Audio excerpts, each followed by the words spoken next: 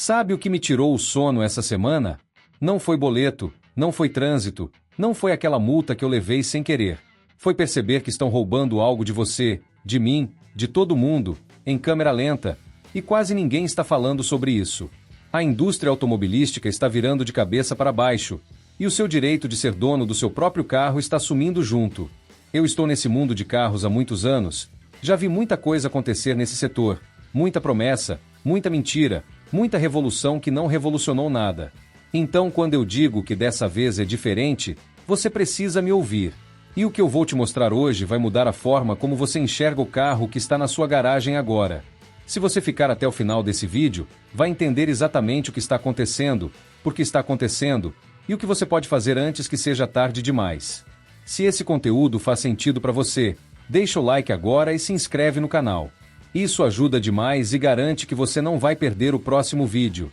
Há alguns dias eu estava aqui no meu espaço, relaxado, com uma cerveja gelada na mão, olhando uns vídeos no celular, quando uma coisa simples me deixou travado por um bom tempo. Não foi nenhum hipercarro milionário, não foi nenhuma novidade elétrica da moda, não foi nenhum carro chinês chegando para bagunçar o mercado. Foi uma pergunta que eu mesmo fiz aqui no canal há um tempo atrás. Pergunta simples, direta. A gente ainda é dono do próprio carro? Parece óbvio, né? Claro que é meu carro. Eu paguei, eu tenho o documento, eu tenho a chave. Mas quanto mais eu fui pensando, mais fui percebendo que a resposta não é tão simples assim. Porque enquanto todo mundo fica brigando sobre gasolina ou elétrico, sobre BYD ou Toyota, sobre câmbio manual ou automático, tem algo muito maior acontecendo embaixo do nariz de todo mundo, e quase ninguém no Brasil está falando sobre isso de verdade. Os carros novos nunca estiveram tão caros. O seguro nunca pesou tanto no bolso. A revisão na concessionária parece consulta em hospital particular. Você entra sem saber o preço e sai em choque. E a idade média dos carros rodando por aí está batendo recordes, porque o brasileiro está segurando o carro velho porque simplesmente não consegue trocar. Antigamente, há poucos anos atrás, a galera trocava de carro quase por hobby. 2 anos e meio, 3 anos no máximo e já estava pesquisando o próximo. Hoje em dia não é mais assim. A troca de carro deixou de ser escolha e virou obrigação quando o carro antigo não aguenta mais. E eu vou te explicar exatamente por que isso está acontecendo. E olha, antes que você pense que estou viajando na maionese, deixa eu te falar uma coisa. Isso não é teoria da conspiração, não é papo de maluco com plaquinha na rua. Isso está acontecendo agora, com provas, com endereço e com data. Você já ouviu falar nos ferro-velhos? Aqueles pátios gigantescos cheios de carros sucateados, onde mecânicos e donos de carro achavam peças usadas por um preço justo para manter o carro velho rodando? No Brasil a gente conhece bem isso. É lá que o dono do Gol 2008, do Celta, do Corsa, do HB20 velho vai buscar uma peça sem precisar vender um rim para pagar. Esses lugares são o que mantém milhões de carros populares na estrada. Pois bem, esses pátios estão pegando fogo.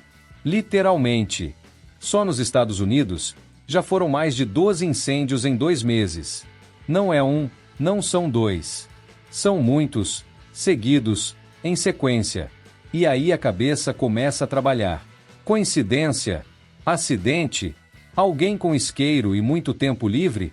Eu honestamente não sei. Mas estranha demais essa coincidência, né não? E o tamanho do estrago é absurdo. Esses pátios não são um terreno pequenininho com uns 10 carros enfileirados. São hectares e mais hectares de veículos.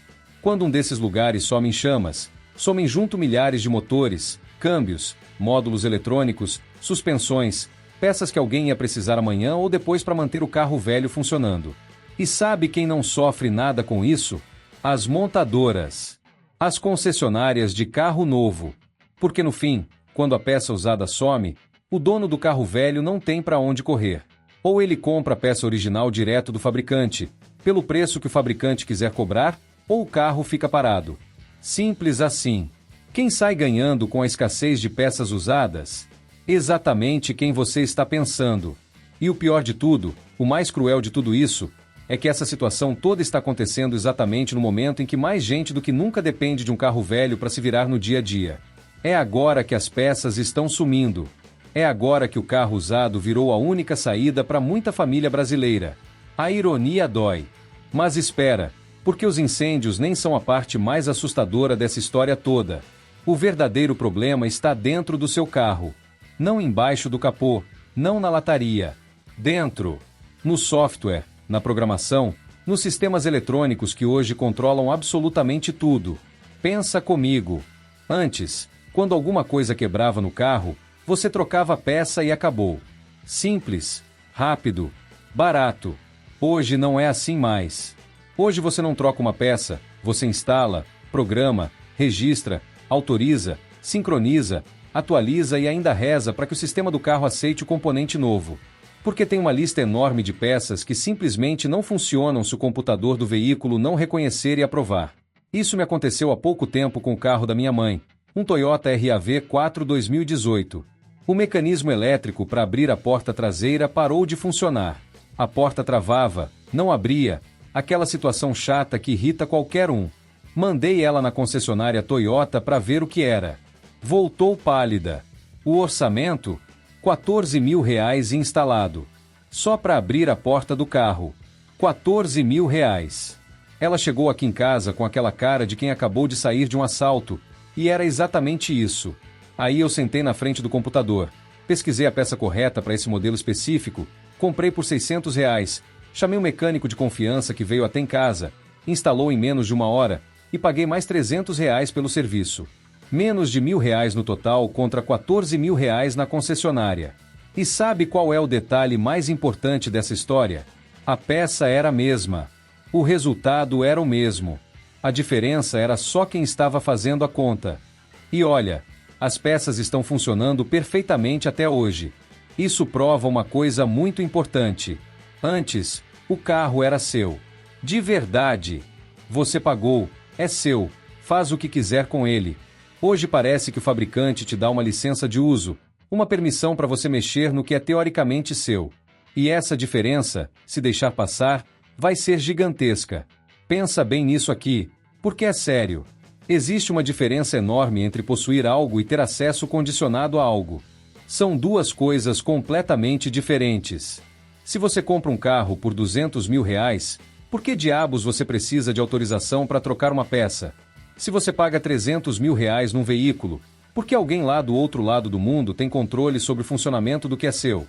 E se você gastou R$500 mil num carro, saiba que esse veículo está coletando informações sobre você, sobre onde você vai, que horas você sai, qual caminho você faz, e essas informações vão parar em algum lugar, sem você saber exatamente onde, sem sua autorização real, e sem você sequer saber quem recebe tudo isso. E é aqui que a coisa fica realmente interessante. Porque não é uma montadora só. Não é a Ford conspirando sozinha, não é a Toyota tramando nas sombras, não é a Tesla inventando moda. São todas, ao mesmo tempo, seguindo exatamente o mesmo caminho. Mais tecnologia, mais sensores, mais software, mais conectividade, mais automação, mais controle. Que coincidência enorme, né? Talvez não exista conspiração nenhuma. Talvez cada uma delas esteja tomando suas próprias decisões de forma independente. Mas quando todas chegam no mesmo destino, pela mesma estrada, ao mesmo tempo, fica difícil não levantar a sobrancelha. E o que me incomoda muito é que os criadores de conteúdo sobre carros em português, no Brasil, ainda estão presos falando de design de grade, de porta-malas espaçoso e de acabamento interno. Não estou criticando ninguém, mas tem algo muito maior acontecendo por trás dessa fachada toda, e a maioria das pessoas ainda não parou para enxergar. E independente de ter conspiração ou não, querendo ou sem querer, o resultado está indo para o mesmo lugar. Analisa comigo. A cada ano que passa, o dono do carro tem menos controle sobre o próprio veículo. E quem vai ganhando mais controle? O fabricante. Sempre o fabricante. Há 100 anos, Henry Ford disse que o automóvel existia para dar liberdade às pessoas. Hoje a Ford é uma história bem diferente dessa. Eu tenho saudade da chave. Parece bobagem, mas eu tenho saudade daquela chave física, simples, que você girava e o carro era seu.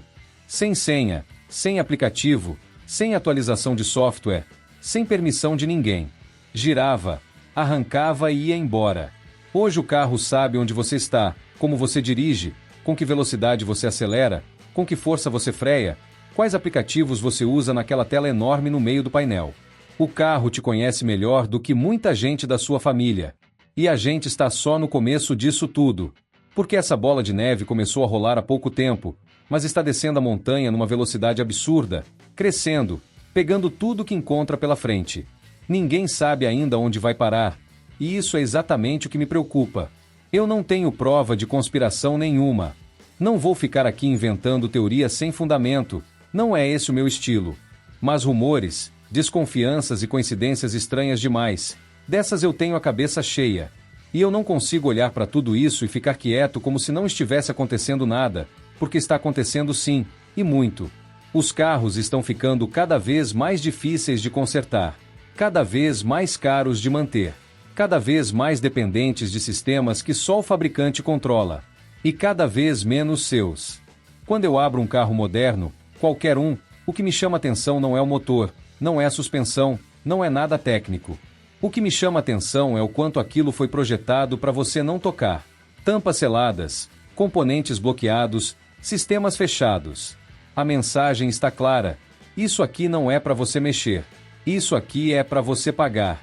E quanto mais novo o carro, mais ele depende de software, mais ele depende de servidores, mais ele depende do fabricante para funcionar. Enquanto isso, os carros antigos, aqueles que a gente ainda consegue abrir o capô, entender o que está acontecendo e resolver com ferramenta e conhecimento, esses estão sumindo. Estão virando espécie em extinção. Como se fossem animais raros que a gente ainda encontra de vez em quando, mas sabe que o tempo está contado. E olha, não estou aqui para falar de marca nenhuma. Não é papo de Ford contra Toyota, não é discussão sobre elétrico ou gasolina, não tem nada a ver com política.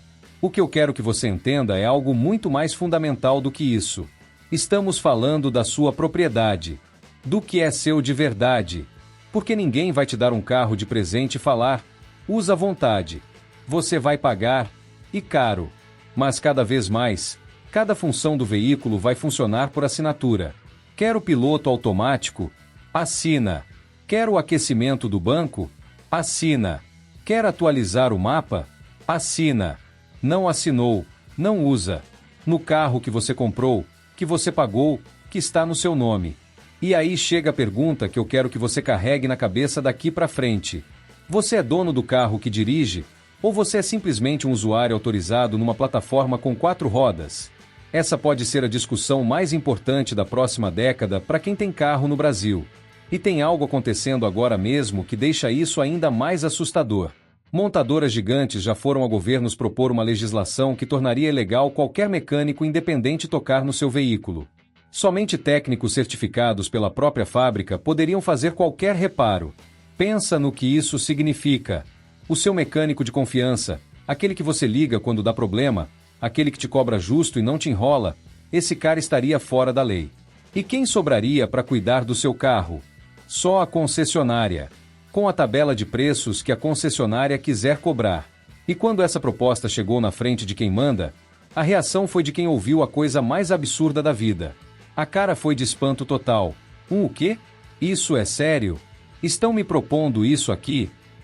Não foi aceito, pelo menos por enquanto. Mas o fato de alguém ter sentado numa mesa e proposto isso com todas as letras já diz muito sobre para onde essa história está caminhando. Você imagina o tamanho do estrago que isso causaria no Brasil? Aqui tem oficina mecânica em cada esquina. Tem o seu Zé da oficina, tem o mecânico que seu pai já conhecia, tem aquele cara que trabalha na garagem de casa e resolve qualquer problema por um preço justo. São milhares de pequenos negócios, famílias inteiras que vivem disso. Se amanhã virar lei que mecânico independente não pode tocar em carro novo, acabou. Do nada. Sem indenização, sem aviso, sem alternativa. E junta isso com os ferro-velhos sumindo em incêndios. E o cenário fica ainda mais feio.